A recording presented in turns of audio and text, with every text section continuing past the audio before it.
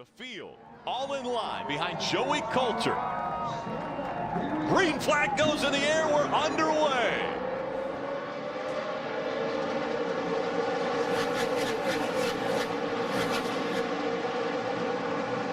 It's going to be interesting when we get down here to the corner. We haven't seen a great deal of side-by-side racing yet. Brennan Poole, they're both these guys wide open. A little bit of a bobble. Side by side through 1 and 2. Brennan Poole just on the outside of that groove. 2 and 3 wide as they come out of turn 2 for the rest of the pack. Side by side for the lead. Coulter on the inside, Poole on the outside. Coulter with the preferred line, but here comes Brennan Poole on the outside. I think Joey Coulter might have got a little bit loose on the inside, or the inside car gets robbed of air off that rear spoiler. Remember, the spoiler's an inch shorter now than it usually is. That was the 40 of Roger Carter down on the apron as the pack went by for lap number 1. That's the 55 of Kevin Swindell. He stuck his nose underneath Joey Coulter for just a moment. Kevin was actually the fastest car in practice for the ARCA Racing Series. Actually ran faster than what the pole was. He ran over 193 average in practice. Now everyone falling in line. You see Frank Hill on the 44 looking to the inside of that 17. He drops in behind him and trouble. Around we go. Lap number 2.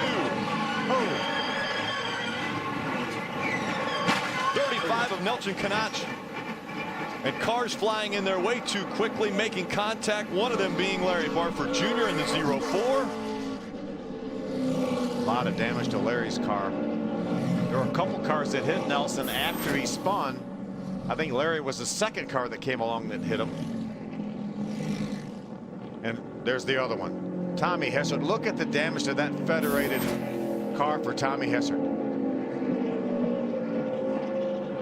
Wow. 35 of Nelson Canach was running in the 10th position. Larry Barford Jr. was 17th when this happened. Great view there. The thumbs up from Nelson to the rescue workers. We talk about the speed. This is a byproduct of it when something happens. He just got a little bit loose. He was right behind the 44 of Frank Kimmel. He does a nice job keeping that car out of the outside wall. Tom Hessert came along, had committed to the bottom, couldn't avoid him. Then Larry Barford came along. Yeah, Larry had been all the way down at the bottom of the apron, and that 35 just kept coming down the racetrack, which really is a situation where he wants to get off of the racetrack. See the contact from Tom Hessert. Now you see Nelson come on down the racetrack, and then Larry Barford comes along. Incredible amount of damage to these cars. Riding along with Nelson.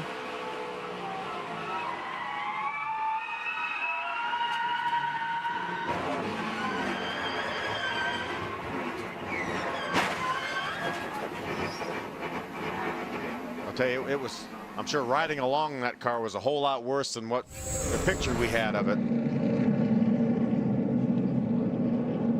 So the safety crew is immediately attending to the 35 of Nelson Canach. He'll be climbing out of that race car. Again involved in this, the 04 of Larry Barford Jr. and the 52 of Tom Hessert. Both extensive damage to their race cars. There you see Larry about to climb out. That's a good view. We saw Tom Hessert continuing around the racetrack, but a tremendous amount of damage to his car. Waves to the crowd. A lot of debris on the racetrack now because of this incident. Not the way Alex Gregory wanted the day to end.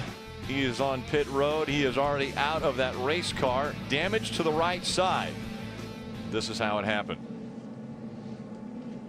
Going in turn number 3 over there. See him coming to our screen. That's Alex right there.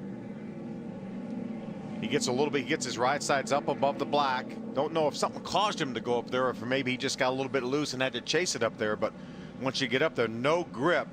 You see the pretty significant contact he made with the outside wall. Made the hard left turn onto pit road. The crew going to work on that car, and again Alex Gregory already stepped out of the car. He's behind the pit road wall watching. Not what he wanted to do. Wanted to be right behind the wheel battling with these drivers. Caution has come out. You see the damage to the right side of the 55 of Kevin Swindell. Swindell going to the inside of that 3. Looks like the right front may have gone away on Kevin Swindell's car. We have some more of the issues I think that we've seen, but I really think this is a huge break for Alex Bowman in the 22, and I think he's headed to pit road now. So there are 5 on the lead lap, led by Alex Bowman.